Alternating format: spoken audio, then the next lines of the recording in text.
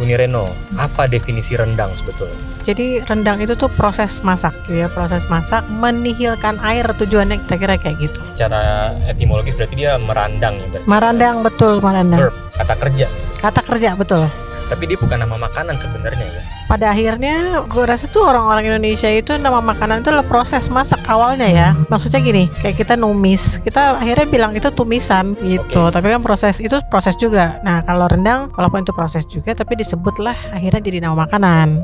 Rendang yang kita tahu ya, rendang yang sebagai lauk itu jadi 3 step. Dari gulai, step pertama, jadi santannya masih banyak gitu, kuahnya si santannya. Terus step keduanya namanya kalio, udah lebih thick, udah lebih kental. Habis itu baru masuk di tahap rendang. Tahap rendang sendiri itu ada 2. Ada rendang mudo, jadi warnanya masih coklat gitu, atau masih merah. Ada lagi namanya, disebutnya tahapnya namanya karunggu atau semut merah lah kira-kira gitu. Habis itu baru yang bener-bener paripurnanya yang udah sampai hitam.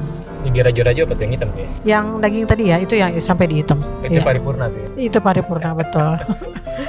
Tapi kalau kita ngomong rendang sebagai menu, syarat-syarat utamanya apa aja sih, Un? Maksudnya gue kan taunya sebagai orang Jakarta nih, rendang itu banyak rempahnya nih.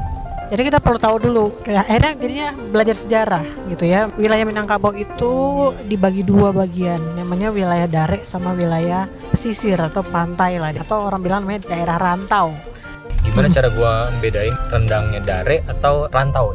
Wilayah Minangkabau itu dibagi 2 bagian, wilayah Dare sama wilayah pesisir atau pantai lah. Orang bilang namanya daerah rantau. Di Minangkabau yang di Buki itu ada si Luha Nantigo, ada Batu Sangkar, Agam, ada 50 Koto. Di situ rendangnya minim rempah. Jadi memang dia hanya proses masak, santan, cabai merah, ada jahe, ada laos, kunyit aja ada yang pakai, ada yang enggak. Tapi yang wajib-wajib kira-kira itu. Kelapa. Oh iya pastilah ya, kelapa ya. Sementara yang wilayah pesisir itu kan ada daerah rantau kita bilang. Jadi dulu tuh orang-orang Minangkabau tuh kalau yang di Dare itu bilang merantau tuh salah satunya adalah ke pesisir ini, ke Padang lah kira-kira gitu. Itu dulu dibilang tempat orang merantau. Di sanalah kemudian ilmu pengetahuan tentang rempah-rempah, karena trading udah makin terbuka kan, mulai ada pengetahuan tentang menambahkan rempah-rempah. Gue sebagai orang awam nih, gimana cara gue membedain ini rendangnya Dare atau rantau? Terasa kok kalau dia cenderung aromanya nggak sekuat itu rempahnya, bisa dipastikan mungkin itu adalah rendang Dare. Kayak tadi kita coba rendang rajo-rajo itu kan ibunya tuh Batu Sangkar, jadi terasa bahwa itu rendang Dare. Beda kalau kita misalnya makan rendang di mana ya, aroma rempahnya tuh kuat banget. Kalau udah beberapa kali nyoba ya, nanti terasa bahwa ini versi Dare atau ini versi pesisir. Kesimpulan sementara gue sih kalau yang Dare itu kan kelapanya lebih dominan.